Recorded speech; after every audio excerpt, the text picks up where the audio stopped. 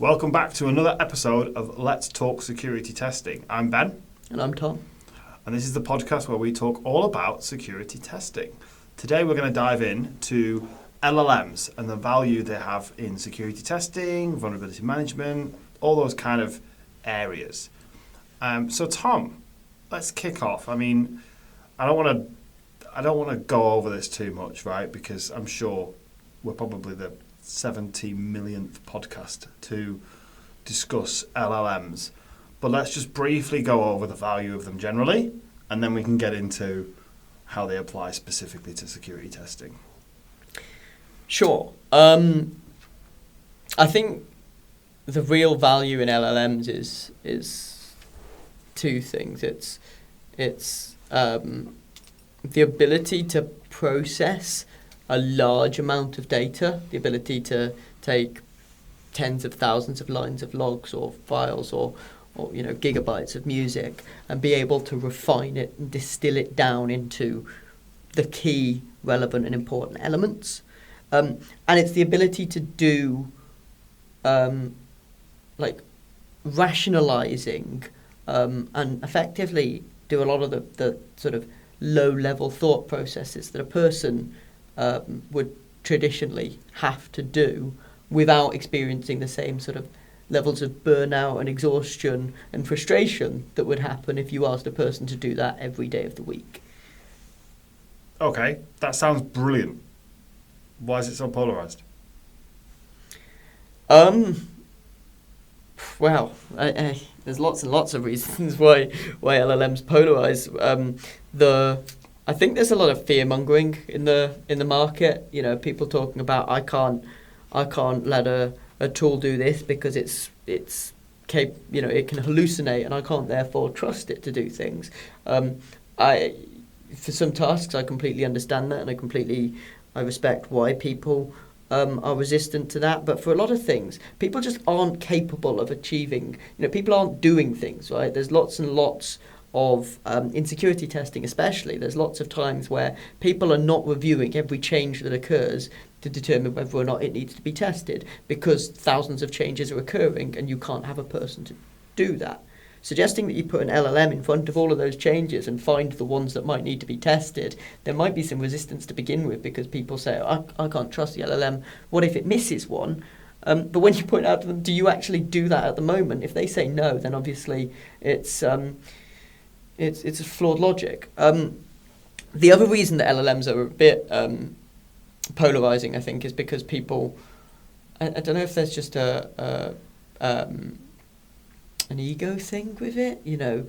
A machine can't do that. That's a very sophisticated, higher level thought process that only a person's capable of doing. Only I'm capable of doing this thing.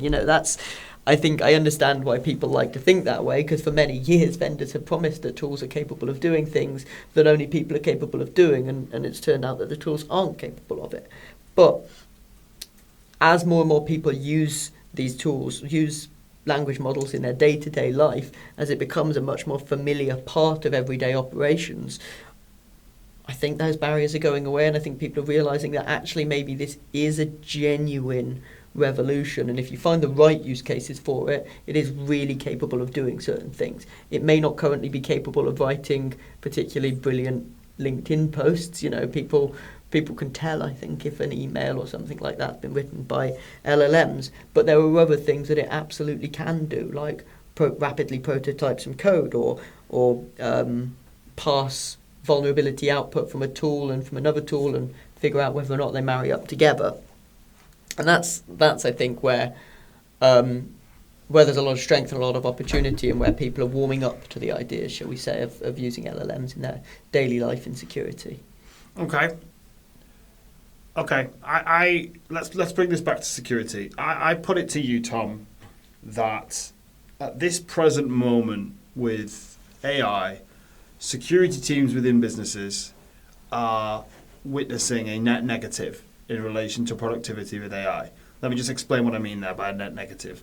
Sure, there are probably successful implementations of AI from a productivity perspective within security teams, thinking maybe things like Copilot, possibly from a security standpoint when it comes to Microsoft. However, anecdotally speaking, I have no research to back this up that's at granular level, but from what I'm hearing, there are very few cases of where CISO security teams have implemented LLMs specifically and seen a massive productivity benefit, seen a massive efficiency gain, basically a successful implementation of this technology. However, what near enough every security team is facing is other departments in the business rushing out to use the technology. In many cases, think sales, marketing, legal, finance, are seeing a productivity benefit from using this technology. However, it's just another thing to secure, right? It's another thing to secure. We've now got to consider things like prompt injection. We've now got to consider things like them leaking, them losing data, another part of the attack surface that they now need to protect, right? It's got governance issues attached to it. It's got technical security issues attached to it. It's got massive incident response implications. Think about the Canadian airline that we saw with the chatbot. Net negative. What do you say to that? I mean, secure by design, it all goes back to that, right? In the last few years, there has been a big push to consider security as a factor when building any new tool or any new technology. But it does feel a lot like we don't know what the design or what the security principles are for securing AI yet. And so people have gone ahead and just put security on the back burner when building these tools, and security teams inside businesses are, to an extent, left scrambling, trying to find ways to be able to secure this completely unknown entity. And the other problem is it's generally a black box. Yeah, you've got things like RAG where you can sort of see a little bit of the logic and the decision making going on. But you, as a general rule, you provide some data in, it provides some data out, and what happens in the middle of that, it's really hard to be able to assess whether or not there are security issues there. So yeah, I mean, I think I can see why a lot of people are experiencing a net negative. I think we're figuring it out, right? I think we are learning that there are things that can be done to mitigate those challenges. There are some interesting innovations coming out in terms of creating models where there is less risk, or like there isn't you exposing data to that model. That context is not then passed on so that other people can access it. But also, I think we're just learning to find use cases that aren't intrinsically risky anyway. When I gave the example earlier of parsing changes, right? You initially, people might be concerned about the idea, I'm passing all of this intellectual property into this tool. What's it then doing with that data? What happens if it discloses that data to somebody else? But you can build a model. You can build a pipeline by which the actual output is never, it doesn't get to generate text. It doesn't get to generate an actual output in a way that means that you could ever, even theoretically, disclose information passed into it or intellectual property passed into it by another person. So I think, as these design principles get designed, or security principles get defined and ingrained into the design process, I don't think that's going to be a problem for very long. But how do we how can we fix the net negative by increasing the productivity gains we as a security team get from LLMs? I'm not talking about how do we improve our efficiency in securing them, but how can we take some of the burden away from things like vulnerability management in order to take away a lot of the existing security work so we can focus on some of these new challenges.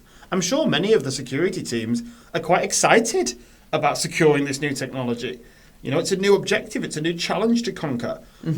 I guess I'm not a security engineer, but I'd hazard a guess, and if you spoke to them, a lot of them would prefer to be getting on with securing the future than treading the same old processes for the same old things that we've been doing for the last 15, 20 years. So, have you got, are there any examples of how there are early signs of these benefits coming to bear? Yeah, I mean, I think the way we get to that is by asking security teams what part of their job they hate the most, or what part of their job they spend the most of their time doing. Ironically, a lot of the time the answer will be the same. There's a lot of repetitive tasks in security, even though we've automated, even though we've done our best to automate. And the reason for that is because security largely comes down to understanding risk and managing risk, and in order to do that you need to understand context, and automated tools historically have not been good at context. But these days with language models being able to interpret and actually to a degree understand that context, that means that you can actually start to hand over some of these low-level decisions to these automated tools. For example, the one that I'd mentioned earlier, changes, right? Being able to pass every ticket within a business and figure out, every ticket produced by a developer, and being able to figure out which of those are risky ones and which of those are fairly harmless, so that you can pull out which ones need to be scrutinised for security testing. Brilliant. So just to be clear here for the people that are listening, we're talking about, if we're doing this manually, we're talking about the equivalent of having a security person within the business sit down and manually review every single ticket and every single pull request for its potential risk to the business, which naturally is very unlikely that any business is actually capable of doing that from within the security team.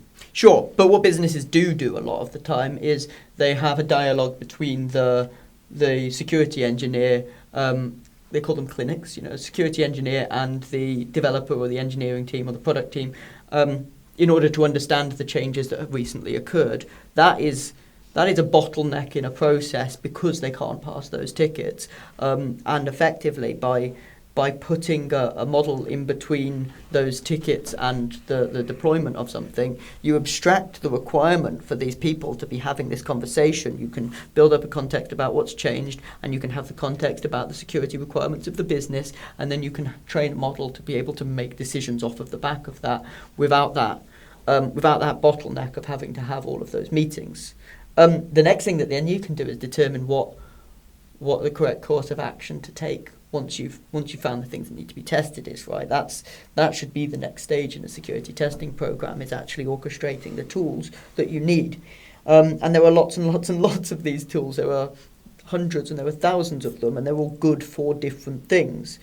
If every change needs a different set of tools, then again, you either need a person to be making the decisions about what to orchestrate, or you need a model to do that, right? You can train a model to be very good at understanding what different tools are capable of and what they're not capable of, so that they can, say, fire up Zap or fire up VAS when you need to, and here's a few little things that VAS or Zap or Burp Suite or Tenable haven't been able to do. Here's a few little actions that a person can then come in and pick up and carry out in their day job. And the real beauty of that is it means that that while a person does need to come in and do some testing, they're not doing testing that could have been done by an automated tool. They're really focusing on the areas and the things that only a person is good at and have been removed from the sort of the low-hanging fruit detection, the boring part of their job. Yeah, and I think it's low-level decision-making, I think, is a really good way of explaining it. For the people listening, when we talk about low-level decision-making, we're talking about, particularly within vulnerability management, we're talking about the process of making a security decision on risk based on a potential change that's come through. We're talking about seeing a vulnerability from a code repo scanner, like a SAST tool, and taking the results of a DAST tool and going, this line of code is talking about this part of the system. They're both projecting a cross-site scripting vulnerability. Maybe it's the same vulnerability. So maybe rather than reporting these as two things, I could send them both to one engineer and classify them as one vulnerability. These are the kind of decisions or the kind of assumptions, tasks that security engineers pick up on a daily basis. And quite often it's not, to my point before, it's not conquering security objectives. It's simply trying to make sense of the output and pass it off to the next person in a way that's going to be more efficient for them. Making those lots of low-level decisions is something that a model can be trained to do, you're telling me. Yeah, and also, talking about taking in that information and providing out quality output, that's, that is also a thing that models are brilliant at being able to do more generally. Controversial potentially here, but we talk a lot about the idea that soft skills, as they're quite commonly referred to, are something that can be lacking in security and security teams. Highly technical people can sometimes struggle to communicate information in the most effective way.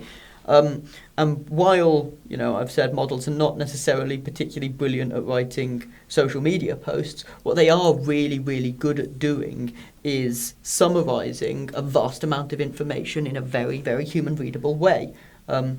So the opportunity there to be able to provide these summaries and these scopes of work for people to be able to carry out as testing, and also then when they're producing their results, when whether it's an automated or a manual test has found vulnerabilities, being able to summarise those in a way that is usable by different people, usable by the project manager so they can understand things at their level, usable by the developer so they can understand things at their level, and usable by the executive committee as well. This is, these are tasks that currently security people are failing to do.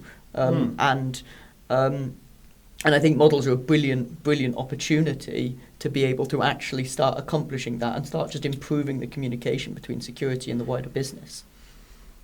Makes complete sense. And I guess myth debunking time, because I'm sure a lot of people tuned into this podcast thinking, yeah, it's a security testing business talking about LLMs. When are we going to see AI hackers? When are we going to see fully AI systems that can compromise businesses and all that kind of fun stuff? So I just want you to debunk that for a second. Where are we in context of telling an AI to compromise a business or compromise an asset or a web app and allowing it to use its own intuition to do that? How advanced are we there? And is it anything to be concerned about? I have to be careful here not to be either dispelling the possibility or sowing too much FUD about the current landscape. But I think we're a long way away, not least of which because currently we have automated capabilities to compromise systems without any need for AI at all, right? You have exploit kits that are popping boxes left, right and centre, and they don't need this sort of additional decision making. They just need to rely on a few 0 days or a few disclosed vulnerabilities even in order to gain those footholds. I think where AI is being used in the attack landscape is in being able to scale things like phishing programs, being able to make hyper-personalized messages to a large volume of people so that when you're sending them those emails, they really do feel like it, or some of the more recent ones, sending them social media and actually having communications back and forth with a person that is actually an AI model with an objective that is potentially malicious. But yeah, I don't see an AI hacker tearing through your internal infrastructure and compromising your domain controller anytime soon. Yeah, and we're talking about reports of things like, for example, an LLM's been trained to exploit SQL injection within a web app, something that an open source DAS tool's been capable of doing for 15 years. Exactly. Right? So yeah, fine. Okay, so as always with these podcasts, we like to help the listeners to understand what kind of things they could be implementing in their business today. So what ways are there to implement? What are some of the considerations straight off the bat, Tom?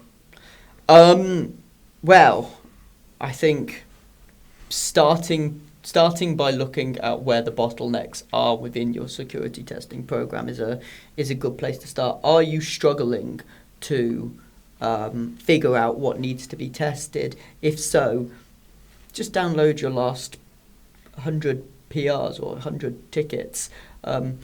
Throw those through an open source model. It can be an offline model. It can be something like GPT if you want to, but yeah, it can be an entirely offline model. You've got things like Olama where you can deploy a local on your machine version of a model, so you're not sending it out to anybody else, and just say, here is this data. where should I focus? And it's not going to be perfect, but it's probably going to be quite good at giving you a bit of a heat map of your estate, so that you can start to refine in your program. If you're struggling to provide information, or developers are struggling to resolve the vulnerabilities themselves, and they can already start to, I'm sure they're using things like Copilot to be able to write code more securely, but they can start to also use it to say, here is this vulnerability report, here is the code, marry these two things together, I feel like this is the part of the podcast where I have to insert a disclaimer to check with the relevant people before we start downloading things like AI models, because it causes more of a problem than it does. I don't know if you saw yesterday, but I think it was Wiz discovered a critical vulnerability within Olama and their software, which caused leakage of some kind. I think this is going to continue now, isn't it? Especially considering that people do just want to download.